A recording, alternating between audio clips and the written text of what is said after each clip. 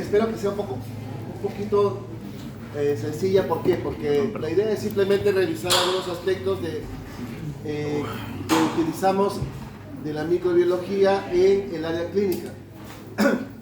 Cuando ustedes, por ejemplo, hacen cardiología, neumología, imagino yo que el doctor encargado del curso les ha mencionado: chicos, es importante que tengan bien fijos los conceptos de anatomía y que tengan bien claro el concepto de fisiología cardíaca, que el neumólogo les dirá lo mismo, anatomía, y que tengan bien claro los conceptos de fisiología respiratoria, ¿no? Y así. Entonces, el conocimiento por así decirlo, la normalidad es importante para entender lo patológico. En el caso de infecciosas es una cosa muy particular, porque nosotros en infecciosas requerimos, nos forman con la idea de ver pacientes que supuestamente el microorganismo se va donde mejor le parezca a él, ¿no? Entonces, el entrenamiento en parte en infecciosas es hacer un poco de medicina interna, ¿no? En Cayetano nos dan 2 años de medicina interna y 2 años de especialidad. Y en Estados Unidos primero eres internista y después eres infectólogo. Lo mismo pasa también con cardiología: primero es internista y luego es cardiólogo, ¿no? Entonces, el fundamento de entender o tener conocimientos de la especialidad base es importante. En infecciosas, adicionalmente, requerimos ciertos conocimientos de microbiología. Utilizamos conceptos de microbiología. Por lo tanto, como les había dicho, el punto de vista, cuando hicimos las clases de micro, es ideal que sea, a mi punto de vista, la aproximación del microbiólogo idealmente. Porque el microbiólogo tiene una aproximación mucho más pura sobre la especialidad de microbiología. ¿Ya? Actualmente, en San Marcos, por ejemplo, hay una carrera, ni siquiera es especialidad, se llama microbiología clínica. En San Marcos, la única que ofrece la carrera de microbiología clínica. Y es bastante importante. En España, tú terminas como médico o terminas como farmacéutico y podrías hacer una especialidad de microbiología médica, me dicen. ¿Ya? Entonces un médico puede hacer microbiología médica. En España, por ejemplo, no existe formación de infectólogo. Lo asumen los internistas que hacen parte clínica. ¿Ya? En otros países, por ejemplo, en muchos países europeos, creo que Holanda, no me acuerdo cuándo más, Australia también creo, ese es otro continente, los infectólogos hacen microbiología como parte de su entrenamiento. Ese entrenamiento puede demorar 4 o 5 años, ¿ya? Solamente el año. Entonces, lo que les quiero dar a entender es que la unión entre las dos especialidades es importante, tanto de la parte clínica como la parte microbiológica. Entonces, nosotros utilizamos bastante aspectos de microbiología. Entonces, vamos a tratar de hacer un repasín sobre esto, porque es lo que normalmente vamos a comentar en las preguntas, lo que normalmente también se va a hablar en las prácticas.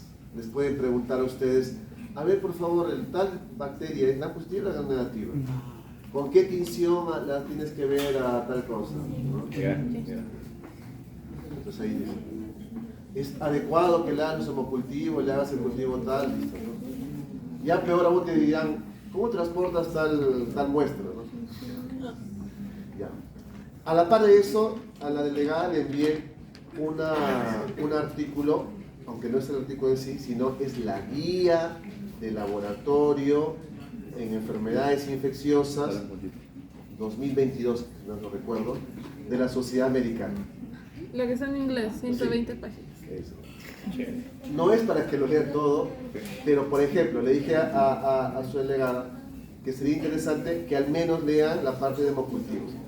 Porque el concepto de la toma de hemocultivos está mejorando cada vez más en los alumnos y en los médicos jóvenes.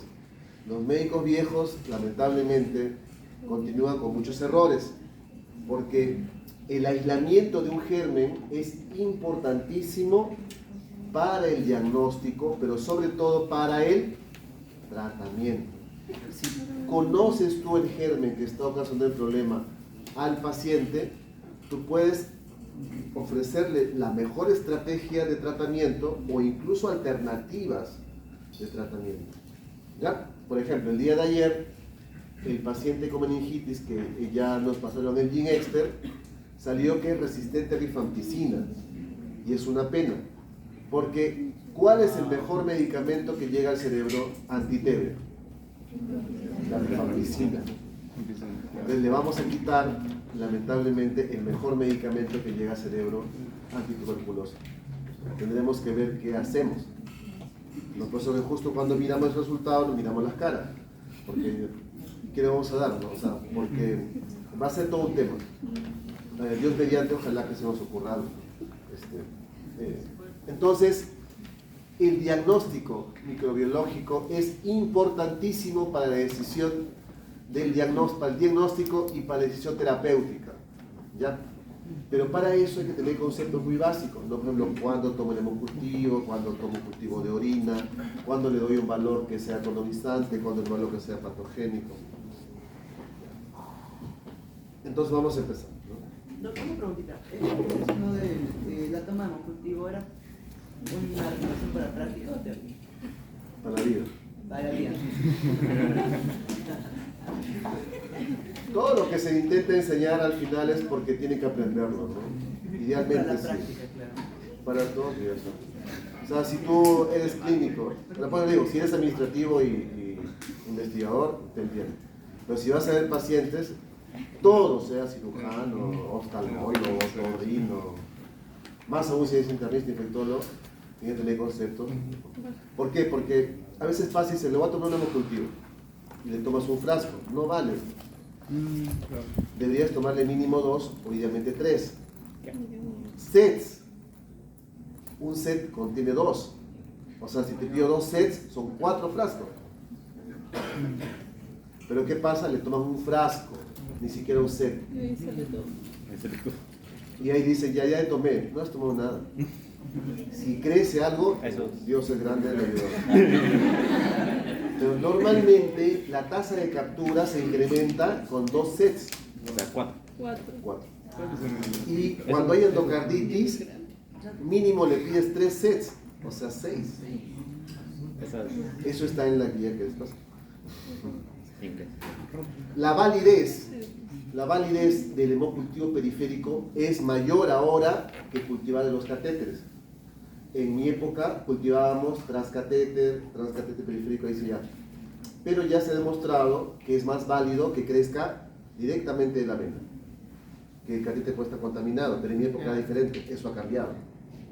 Le damos más valor al cultivo periférico, por ejemplo, en sangre, ¿no?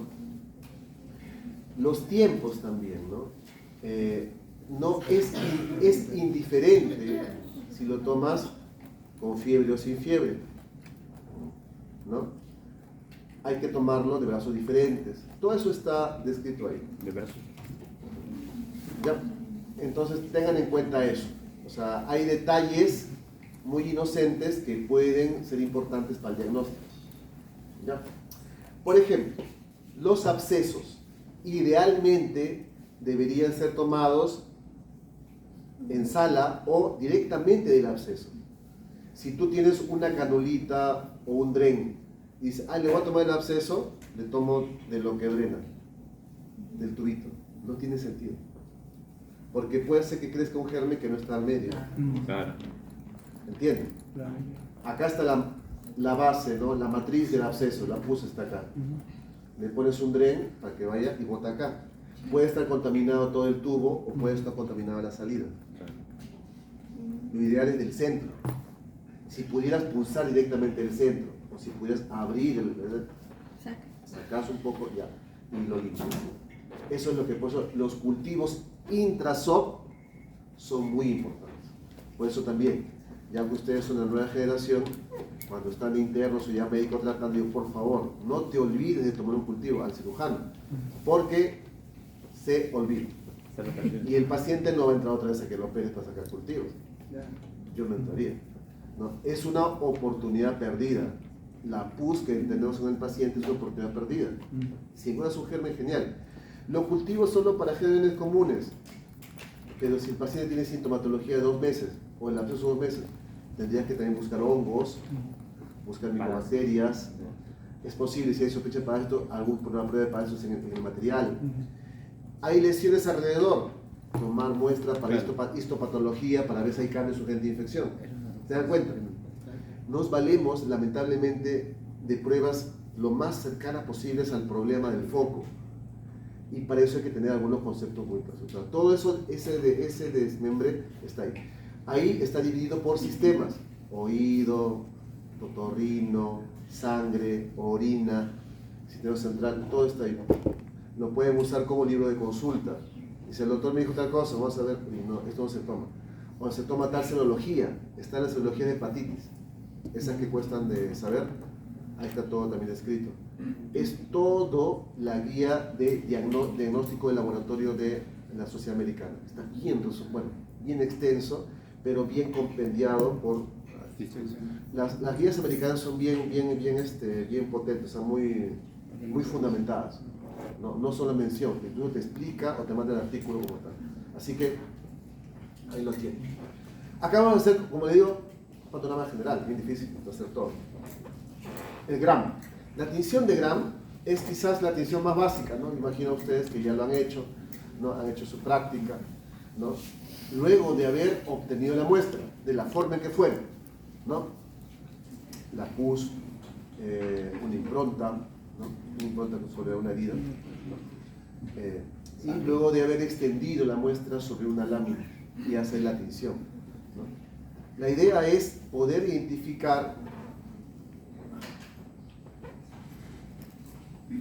un gran positivo y un gran negativo. Con eso, aunque parezca mentira, has avanzado bastante, porque la subdivisión de saber qué es un gran positivo y su gran negativo te puede decir tales gérmenes son posibles y factibles, y en función de la clínica, del cuadro clínico, puedes tú estimar, es un gran positivo, que haciendo otra cosa, podría ser un staph, este puede ser un enterococo, el paciente podría tener un estreptococo. Entonces tú vas haciendo, y en función de la clínica, del hallazgo de laboratorio y del solo la tinción, es decir, bueno, este parece más staph, el tratamiento empírico podría darle con eso, ¿no? Incluyo tal micro, hasta que sale el cultivo, ¿no? Que puede demorar. Actualmente ya existen otros métodos, o sea, puedo obtener el Gram, pero también yo podría hacer biología molecular, que ya existe, pero es poco accesible en hospitales, poquito en clínicas, es más accesible en algunos muestras, en otras. Y ahora último, acá en Perú hay, pero no hay muchos laboratorios, es el MALDI-TOF. El MALDI-TOF es el peso, ¿no? La espectroscopía de masas, ¿no? Hay una base de datos de los pesos de las bacterias, de los pesos de los parásitos, de los pesos de los... ¿Qué pasa? Lo capturan, comparan el peso y dicen, ah, este es un staph, ¿no? La máquina pesa por espectroscopía de masa y determina, esta es característica de tal, y te lo dice con una exactitud brutal. La única desventaja de ese método es que te puede pescar gérmenes que no son patógenos y no corresponden. Ese es lo malo. Es muy exacto. Pero ahí entra la interpretación clínica. Por eso la IA tiene un límite, ¿no? La interpretación del médico clínica, eso no va, hasta el momento no es tan perfecto, ¿ya? Pero sí, ayuda mucho la IA, sí, pero como digo, mejor vean esos detalles, ¿ya? Lo más básico es esto. Sabe que hay gran positivo y negativo, ¿no? Entonces, el gran positivo se ve por el tinte de cristal violeta y gran negativo por la safranina, ¿no? Entonces, vean ustedes, se pone de morado o de azul, ¿no? Porque existe una gran cantidad de peptidoglucanos, ¿no? Que es lo que van a ver que se amarra, el cristal violeta se amarra hacia ese fin, ¿no? Estos son los pasos, ¿no? La tinción, primero de cristal violeta, luego se deja actuar por 2 minutos, ¿no? Se torna de azul violeta, luego hay que decolorar, ¿no?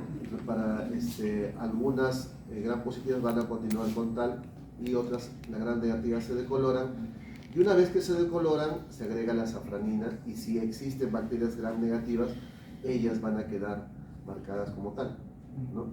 Puedes tener en una sola tinción 2 coloraciones, ¿no? Por eso esos son los famosos polimicrobianos. ¿En qué área se ve bastante eso? En tracto respiratorio. A veces tú haces un gram de esputo y puedes encontrar los 2 gérmenes, ¿no? Un gram positivo y un gram negativo. Y a veces no significa estrictamente que sean patógenos, pueden ser colonizantes del tracto respiratorio. Hay que saber dar la interpretación. Pero, por ejemplo, si encontraras cocos en racimo, ahí sí te asusta. Quiere decir que está colonizado, o está con Staphylococcus aureus, potencialmente, por la distribución del coco. Pero tienes que ver el cuadro clínico. Si el paciente tiene fiebre y tiene lesiones múltiples, es posible que sea Staphylococcus. Pero si le tomas esto de esputo y la placa está limpia, ¿para qué le habrás tomado un gram de esputo? ¿Entiendes? Tiene todo su porqué. Dentro de la clasificación de bacterias gram positivas, tenemos esta de acá, ¿no? Y va en función de las catalasas. Si es catalasa positivo, estafilococo. Si es catalasa negativo, entramos a los estreptococos. Si es catalasa positivo, vienen los coagulasas. Las coagulasas positivas es el aureus, y las cosas negativas son todas las que ustedes conocen.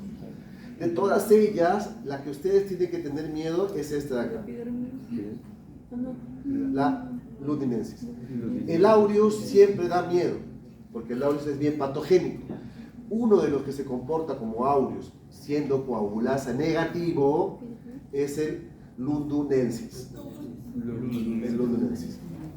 Ese es muy patogénico y clínicamente lo tratamos como si fuera un aureus. Entonces, si padeciera eso, hay que tener mucho temor. Recientemente hemos aislado uno en un catéter de un paciente y empíricamente le hemos tenido que tratar, catéter de diálisis, ¿no? Ahora tenemos muchos problemas y muchas bacteremias por los pacientes con diálisis, porque dializamos más que antes, ¿okay? En estreptococo tenemos los beta, ¿no? La beta hemólisis, ¿no? Y si es bacitracina positivo, sensible y resistente, ¿no? Diógenes y hidrógeno. Dentro de lo que es el alfa hemolítico, tenemos los que son sensibles a octoquina, y ahí está nuestro amigo el estreptoneumónico. Y los que son alfa hemolítico oxitoquina negativo, tenemos el grupo viridas.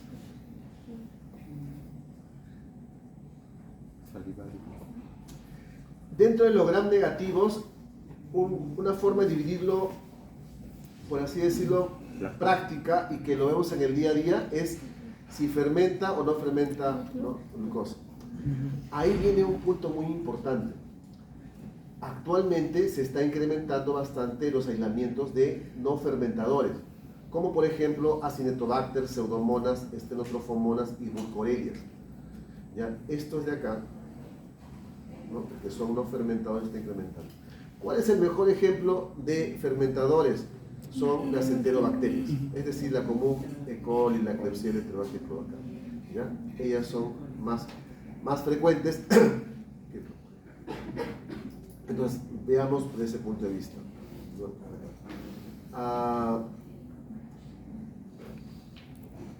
Entonces, recuerden ustedes cuáles no son no fermentadoras, ¿no? Y cuáles son fermentadoras. Esta acá es la copia del Mandel. En la coloración gram, lo que también tenemos que ver son las formas, ¿no? Si son cocos, si son bacilos, si son espirales. Por ejemplo, en espiral, muchas veces, ¿quiénes son los treponemas? Las espiroquetas, ¿no? La leptospira.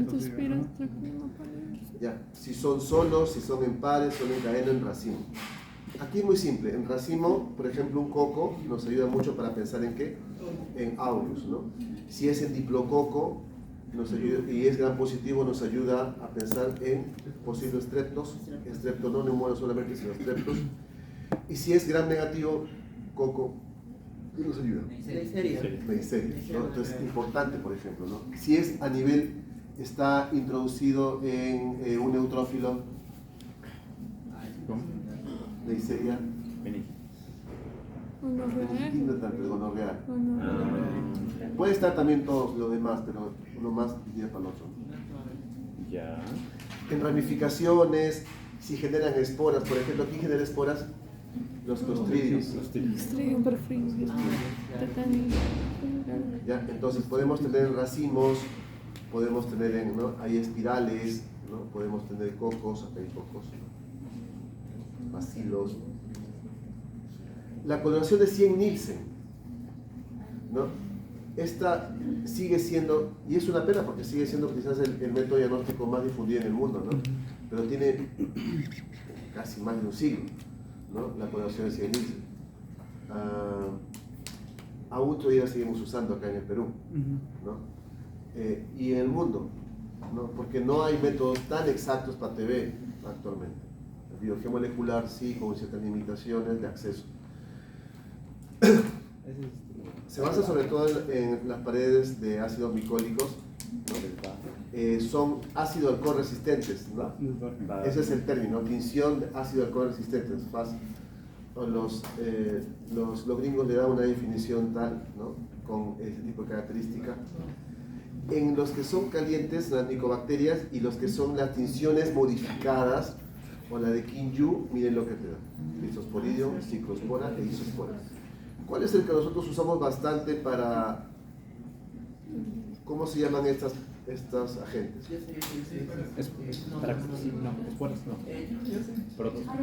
Coccidios. Estas son las famosas coccidios. Coccidios, ¿no? Que generalmente las vemos en pacientes seropositivos, ¿no? Pero puede ser diarreas. Lisosporidium lo pueden ver en ustedes.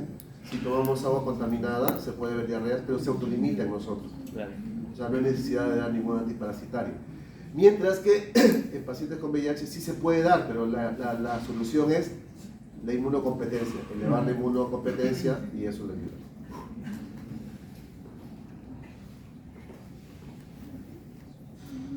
El peptidoglicanos, ¿no? Como coloran positivos, hay abundantes lípidos, el arabino y el lactomanano, los ácidos glicólicos. Actualmente existe un método que es utilizado con lipoarabino galactomanano. El lipoarabino manano, eso es el LAM. Lipoarabino manano en orina. ¿Qué sucede? Cuando una persona está muy inmunosuprimida, con CD4 muy bajo, por ejemplo, en 50, cuando está con cáncer, se dice que el paciente hace micobacteremia, circula.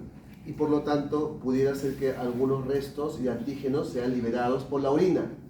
Hay un test cualitativo que se toma la orina y se coloca como un lipstick y se ve si es positivo o negativo, y si es así, quiere decir que tiene tuberculosis.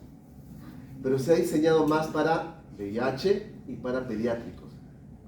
Pero algunas veces lo hemos usado en personas inmunosuprimidas, pero no existe tantos estudios fuertes para eso.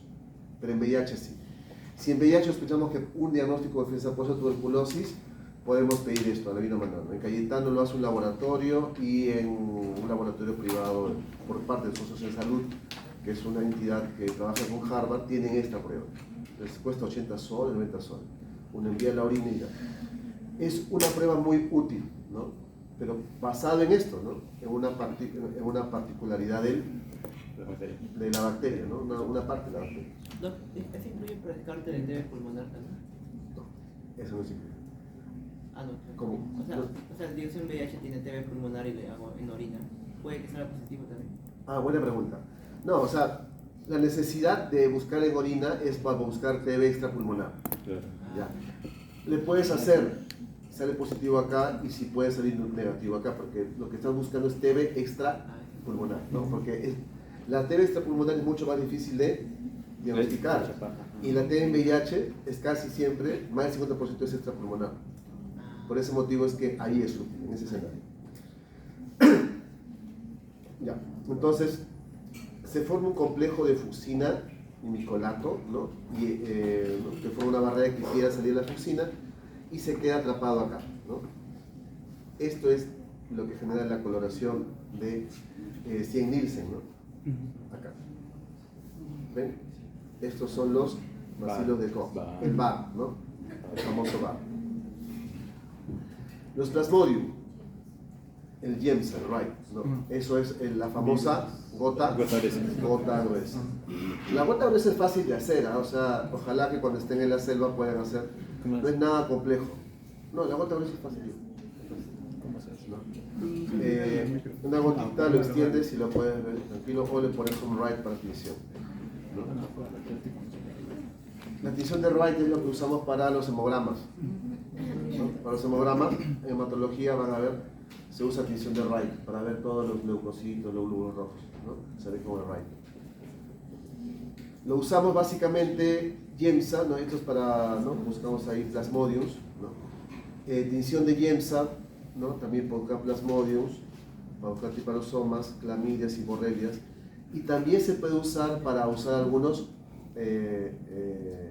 hongos, pero generalmente usamos para plasmodium, ¿no? Triparosoma, clamidia, borrelia. Hongos. Esta es una tinción muy bonita. Busquen las tinciones de azul de lactofenol, ¿no? ¿El kawachi? No es kawachi. No, hay otro, es otro. Este es azul lactofenol. El azul lactofenol, dependiendo del honguito, lo dibuja bien bonito, Aquí están. ¿no? Resalta mucho las paredes. A ver. Yo tengo fotos bien bonitas de mucor, ¿no? Y Me unos gustan mucho los perejillos mucor, tengo. tengo fotos de mucor. Da una forma bien particular. Entonces, el azul del lactofenol. Esta es una muestra, ¿no? Esta es una Terracia mentadrophites, creo. ¿Ya? Es de la laboratorio. Esto es de la piel, De ¿no? mis pacientes. ¿Qué? Coloración en tejidos. La coloración en tejidos, que viene a ser por las biopsias para hacer anatomías patológicas, son de hematoxilina y eosina, ¿no? Ahora, como les vuelvo a repetir, no estrictamente una tinción de hematoxilina y eosina en un tejido, es decir, en una biopsia de ganglio. No estrictamente es para cáncer o para enfermedad infecciosa. Te puede ayudar a identificar estructuras sugerentes de parásitos, estructuras sugerentes de bacterias, ¿ya? O cambios sugerentes, por ejemplo, un granuloma. Entonces te obliga a luego hacer tinción de BK o búsquedas de BK en ese paciente. Entonces, una buena tinción o un buen estudio histopatológico también es útil para el diagnóstico de infecciones, ¿ya? Coloración de plata, lo vimos en los hongos, ¿no? Esto es la metamina de plata o la del Grocott-Gomori, la tinción de Grocott-Gomori. Esta tinción es bien fácil, no digo de hacerlo, de interpretarlo. Lo que es negro es hongo. Y se acabó. ¿Ya? Así que todo se viste de verde y lo que sale negro es hongo. Y listo. O sea, es bien sencillo. O sea, que el que dice que no me he dado cuenta, estamos mal. ¿Ya? Entonces, pero acá entra ya la estructura del honguito, ¿no? Claro. Como si son hifas, si son levaduras, si tienen su Mickey Mouse, ¿no? Por ahí, ¿no? Ya te vas dando el tamaño, si es muy pequeño vas a pensar en histoplasma, si son de paredes gruesas, para pensar en mucor, la angulación de las hifas, ¿no? Claro. Si es de 90 para mucor, si es de 45 para aspergillus, y así te va a jugar, ¿no? Pero es una tinción muy fácil, y o sea que te ayuda mucho con el paciente. Criptococo, tinta china. ¿Ya? Un líquido cefalorraquídeo, siempre hacemos tinta china. ¿Ya? No hay forma de que un líquido cefalorraquídeo nunca tenga tinta china, porque eso no se ve un montón. Pero hay que tener una particularidad. Tiene que ser un líquido que haya sido centrifugado y sacar la base de centrifugación. Si ustedes sacan el líquido directamente, pueden pescar leucocitos. Y los leucocitos pueden dar aspecto de huevo frito, y algunas personas lo confunden con criptococo y ser un leuco degenerado. Cultivos. Sangre, chocolate. Milergin. Había otro. Entonces, ¿maíz salado positivos? Positivos. No.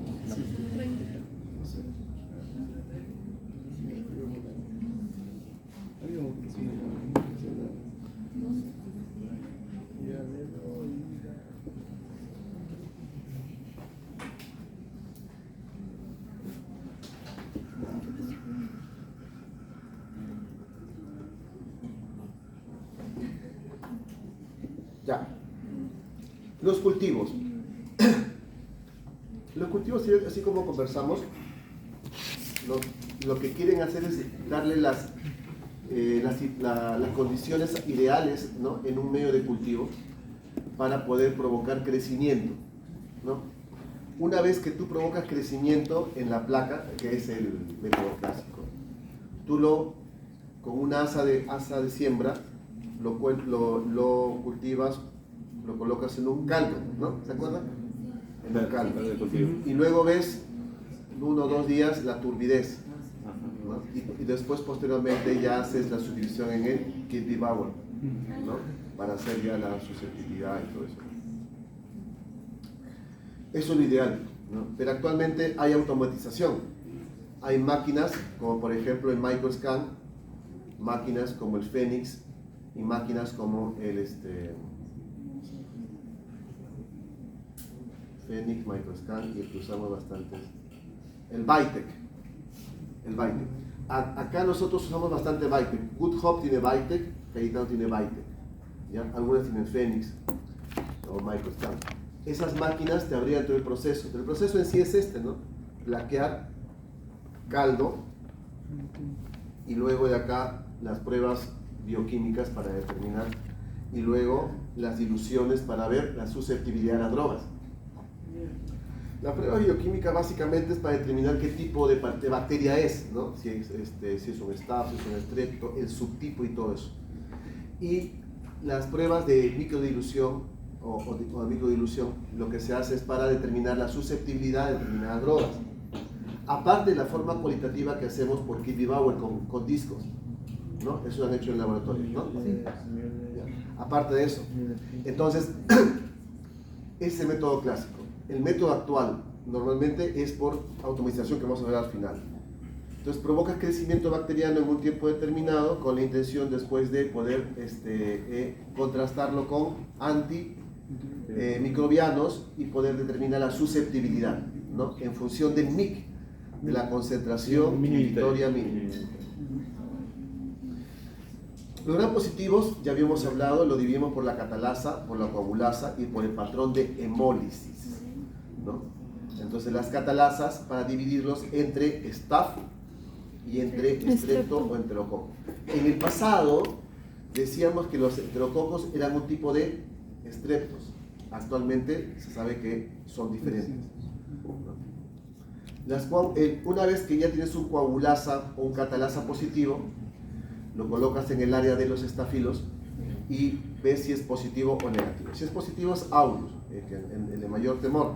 Y si es negativo son los coagulasas negativos, y hay una gran fila que vimos en la lámina anterior. En el caso de la hemólisis, ¿no?, vemos alfa, beta y gamma hemólisis. El alfa hemólisis clásico es el estreptococo pneumoniae. Y en función de la optoquina, ¿no?, vemos si puede ser estreptoneumonía y estreptoviría, ¿no? El beta es el piógenes. Ahí tenemos el patrón de hemólisis, alfa hemolítico, la beta hemólisis, ¿no?, la hemólisis completa, ¿no? Y acá tenemos alfa, gamma, alfa, beta y gamma. La gamma generalmente para entero. Entonces, los test más usados, el catalasa, la coagulasa y la hemólisis.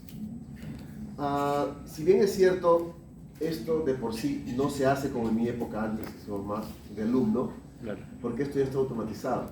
Pero de hecho, como parte del aprendizaje, y sigue esto en el mundo y va a seguir en la Facultad de Medicina, ¿no? En las pruebas para aplicación a Estados Unidos, los famosos STEPS, preguntan así: tengo una bacteria tal, ¿no? Con ese negativo, pero no te digo el nombre, ¿no? Te digo las características fenotípicas. Eso ustedes tienen que dominar, ¿ya? Y eso va a ser lo mismo, la pregunta va a ser igual, así como se pregunta en cualquier parte del mundo, ¿ya? Les digo eso porque ha pasado: no, doctor, pero no se usa. Es cierto, digo que no. Pero si tú vas a un laboratorio, digamos, estás muy interesado en tus pacientes, te vas al laboratorio y la microbióloga te va a decir: mira, oye, le he puesto la prueba de catalasa, ha salido tal, pero no se comporta como tal, me dice, ¿no? ¿Y de qué me estará hablando, no? Pero si lo tienes el concepto claro, te ayuda un poco. Te ayuda. Porque una cosa es estar entre médicos y otra cosa es entrar al laboratorio de micro. Es otro idioma. O sea, en el laboratorio de micro hablan otro idioma. O te reúnes con moleculares o con microbiólogos, es otro tema, ¿no? Yo tengo reuniones con un grupo y en verdad tengo que estar escuchándoles, preguntándoles, porque algunas cosas yo no domino, ¿no? Sobre todo molecular. O sea, uso tal máquina a tal temperatura, voy a hacer la separación, la validación con tal muestra, ¿no? Ya son cosas de ellos, ¿no? Pero es medicina. Pero algunas cosas sí uno sabe. Ya. Entonces, la clasificación de Lanfield, que es la clasificación clásica, sobre todo por los estreptos, ¿no? Lo catalogamos de esa forma: el tipo A, tipo B, tipo C y tipo D, ¿no? Busquen ustedes la clasificación como tal, ¿no? Va a haber una tabla con una gran cantidad de estreptos que lo van a poder resolver. El Piógenes, generalmente encontrado a nivel, puede ser encontrado en federal, y lo que ocasiona es fiebre reumática, ¿no? Es vasitacina sensible. El Agalactiae, ¿no? Igual beta hemolítico, vasitacina resistente. El sensible es el Pneumoniae, ¿no? Generalmente en Agalactiae, gente recién nacidos. Eso sí, búsquenlo bastante. En recién nacidos. Es una de las causas de sepsis de neonatal. Y esta es la tabla clásica para su división, ¿no? Que de acá es posible, no probable que la pregunta venga, para que ustedes puedan ubicarse de qué tipo de germen es, aunado a características clínicas. Bacilos gram negativos. Aquí, bacilos gram positivos, perdón, bacilos gram. Siempre cuando hablamos de bacilos, pensamos que son gram negativos. El mejor ejemplo de esto es la listeria. Listeria Es un bacilo gram positivo. Pero también tenemos corynebacterium, Clostridium. A diferencia, son la formación de esporas, que es en los bacillus, ¿no? Anthracis, por ejemplo, por el anthrax, y el bacillus Clostridium difficile, ¿no? Clostridium perfringens, ¿no? Que por infección de piel. Y generalmente la clasificación que les dije: fermentador y no fermentador, ¿no? Nuevamente, vaya más allá y revise más clasificaciones. Los libros de microbiología son bien claros en eso. Un medio selectivo, ¿no? Y diferencial. Hay tres tipos de medios, ¿se acuerdan? McConkey, salado, maíz salado. No, para bacterias. Chocolate. Chocolate y sangre. Sangre. Son las tres. ¿Cuál es el diferencial? ¿Para qué? Gran positivos. McConkey es gran negativo. Para gran negativo. Te separa gran negativo. Ya. ¿Ya? Ajá, y Entonces, eso te ayuda, ¿no? Son los tres medios que Sí. clásicamente se ha usado. Las máquinas ahora reemplazan eso. ¿No? Pero se usaba siempre así, ¿no? Me imagino que antes los microbiólogos trabajaban bastante, ¿no? ¿Ya? Pero ojo, que cuando la máquina falla, vuelven a esto, ¿no? Tal cual. las postas. O sea, tal cual en la posta. Sí. Es que es verdad, en los centros de salud todavía mantienen ciertas cosas clásicas. Conservadores. En hospitales alejados, cuando no hay la máquina, el microbiólogo vuelve a la antigua, ¿no? Vuelve a la antigua y tiene que hacer todo lo que antiguamente hacía. ¿Ya? O sea, el microbiólogo es el que sabe eso, ¿no? Pero entenderlo también y saberlo es obligación de nosotros, ¿ya?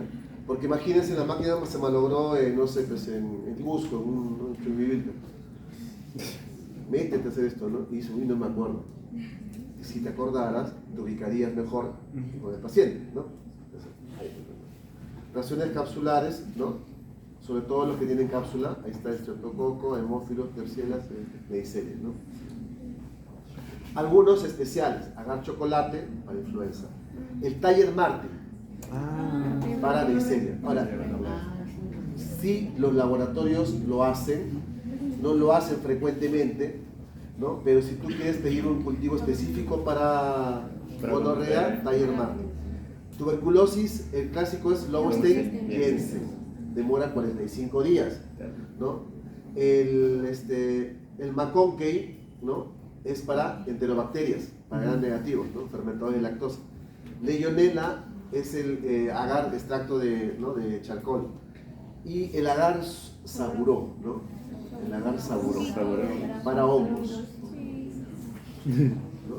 Estas son las pigmentaciones que uno tiene que ver, ¿no? Más o menos, ¿no? El aureus, ¿no? Las pseudomonas que tienen un color verde y la marcenses que es medio marrón. Hay otras variaciones y otros tipos de deformaciones. Eso ya lo ve el microbiólogo. Ellos te ven la placa y te dicen, este me parece que es un E. coli, este me parece... Te lo dicen en su cara, ¿sí?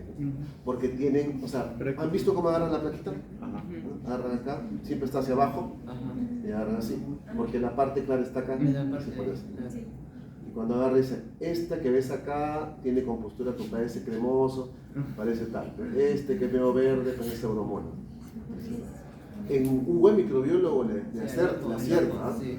Y luego lo pasan a máquina o lo pasan a los cultivos, sale tal cosa. El único gran problema de este tipo de análisis que lo ven acá es que cuando lo pasan al cultivo, por la cantidad que tiene, a veces no crece. Ahí ayuda el maldito, ahí ayuda el molecular. ¿Entiendes?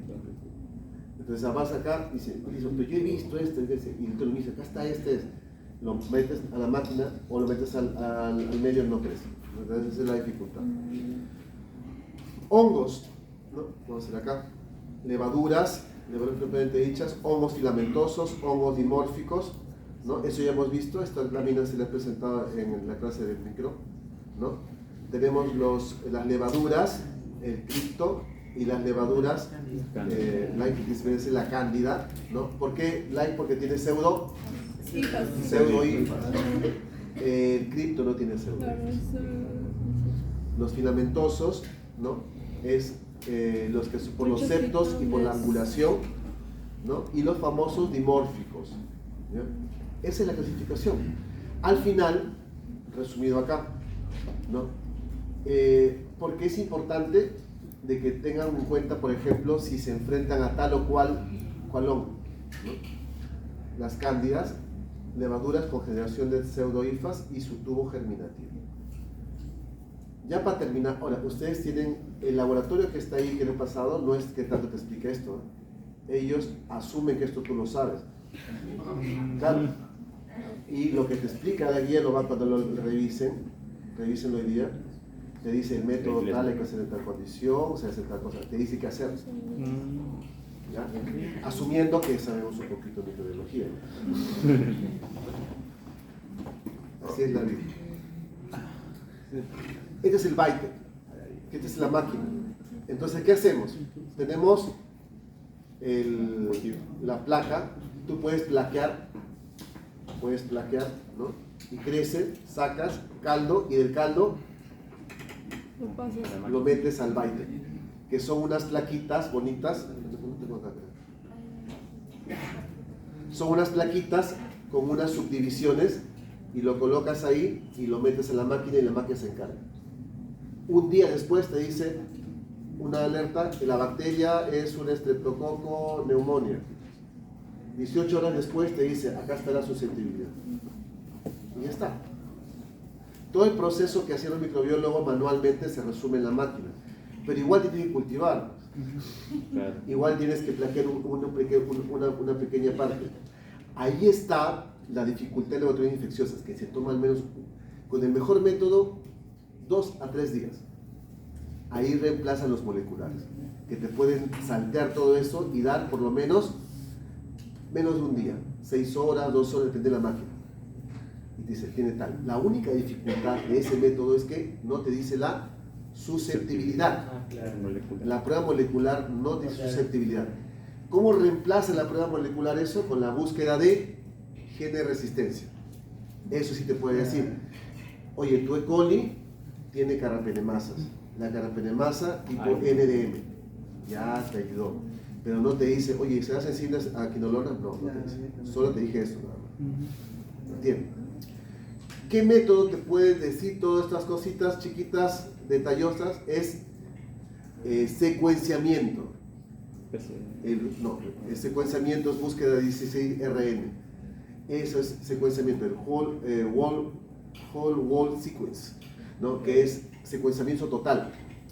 Eso sí puede decirte un poquito la susceptibilidad, pero lo ideal es complementar un método de aislamiento rápido con identificación de susceptibilidad. Por eso existen algunas máquinas que unen Vitek con Malditov. El Malditov te ayuda a la identificación rápida, ¿no? Le que dije, por el peso, por espectroscopía de masas, ¿ya? Y mientras tanto, en un día posterior te va a decir, esta es la susceptibilidad, ¿no? Eso es lo que ahora se emplea bastante. Utilizar 2 métodos más o menos, hasta 3. En ROE, el doctor Gómez La Torre, que es un infectólogo y a la par es microbiólogo y biólogo molecular, él protocoliza las pruebas con la intención de que la muestra de sangre, por ejemplo, que él tiene un sistema de hemocultivo bien chévere, que el hemocultivo pasa por prueba de el BACTEC, detecta, pita, o sea, crece algo, al toque le hace Malditov. O sea, le hace Malditov, corre y le va haciendo PCR.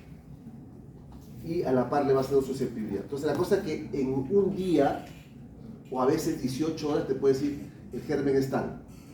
Al menos con eso ya me dijo, ¿no? Si me dice que es un staff, yo me voy con banco, pero no, con medicina, le meto todo. Y luego me dice, Jorge, ya a los 2-3 días me dice, no, es susceptible a le cambio. Pero ya en 3 días le cambié, lo que hubiera sido en 5 o 7 días. Claro. En sepsis severa, en shock séptico, y la famosa hora de oro, ¿no? Es importantísimo saber qué antibiótico vas a empezar. Si te equivocas, el paciente puede morir pronto. Que eso nos pasó hace poco, ¿no? Nosotros, para los catéteres, ya ahí acá, porque es la última lámina, ahí está el Fénix y el Microscope. Y ahí vamos a acabar la clase, creo. Para terminar, nosotros en catéteres encontramos un paciente, ¿no? Normal, y siempre empíricamente arrancamos ceftazidima con vancomicina. Ceftazidima para cubrir gram negativos y vancomicina para cubrir estafilococo, pensando que es resistente porque está invadido. Ya. Ese es nuestro esquema que hemos creado ahí, Cayetano. ¿Por qué? Porque los gram negativos son sensibles. Todas las muestras que vemos, la mayoría son sensibles. Sobre todo los que vienen de afuera, no del hospital, sino comunitario. Vino un paciente así, le damos todos. A los 2, 3 días, 4 días, aparece su cultivo. Tiene 2 cultivos en sangre, 2 gérmenes, enterococo y Staph ludinensis. ¿Ludinensis? Y dije, ¿Pero es igual? está bien, pero los ludines son sensibles a todo, entonces el mejor es oxacilina. Claro. Pero le metías banco. Entonces, banco no sirve mucho para cuando son sensibles. No, cuando son sensibles. Claro. Entonces, para enterococo se da AMPI en sangre. Cambiamos a AMPI, pero lamentablemente 2 días después falleció. O sea, nos hemos demorado 4 o 5 días en diagnóstico. No, ¿Y para el 6 días. ¿Y la audiencia cuál le dijo? ¿La audiencia qué le iba a dar? Cambiamos oxacilina. ¿Ya? Entonces, vean los tiempos. En sepsis, en bacteremia, por eso le dije a la delegada, es importante que al menos, no lean mucho ya la guía, pero lean solamente, son 3 hojitas, léanse bacteremia, porque En pacientes con shock séptico, con sepsis severa, con sospecha de septicemia, es importante que ustedes sepan todos los detalles de los hemocultivos, porque cuándo es positivo, cuándo es negativo, cuándo es colonizante, no colonizante, ¿no? Cuántos frascos, endocarditis, todo eso, ¿ya? Eso sí ténganlo en cuenta, traten de aprender eso bien, porque eso, como le dije al doctor, es para la vida, ¿no? O sea, todos van a ser cirujanos, pero ya buena hora, pero alguna vez van a tener que tomar un cultivo, y no le van a decir, no le tomé, no me acuerdo cómo si toma o no se toma, se toma, ¿no? En tales condiciones. Asegúrate que le han tomado 2 frascos, 2 sets, ¿no? Si es endocrino, tómale 4 si quieres, no sé, ¿no? Tómale de sangre al paciente, tómale un montón de frascos, ¿no? A eso voy. ¿Cuánto se toma en niños? ¿Qué cantidad? Ahí está. ¿Qué cantidad en adultos? Ahí está. Ahí enseguida. ¿Ya? Listo, chicos. Acá hemos corrido más, entonces las siguientes clases son más cortas, ya son menos para correr así rápido. ¿Ya? No, la fecha, primer examen, segundo examen, no te responde. No les establezco yo, la escuela nos guía en el camino. Que ya nos va a decir cuánto. Por eso que a veces te va a decir, doctor, ya completó en la unidad, te falta tal clase. Pero generalmente no es inmediato, ¿no? Pero eso, yo imagino que ya dentro de poco nos va a decir todas las fechas de todo, porque el programa todo. El programa también, tanto de infecto, de neumotrópico, todo lo programa. Yo les pasé. Sí, yo les pasé el programa. Ahí dice las unidades. Claro. Está dividido en colores. Claro. No es acumulativo, ¿no? Es con examen en su sección. El último examen sí es acumulativo, los primeros no. ¿El último es de todo? ¿Desde la primera unidad? Eso lo dije desde el primer día.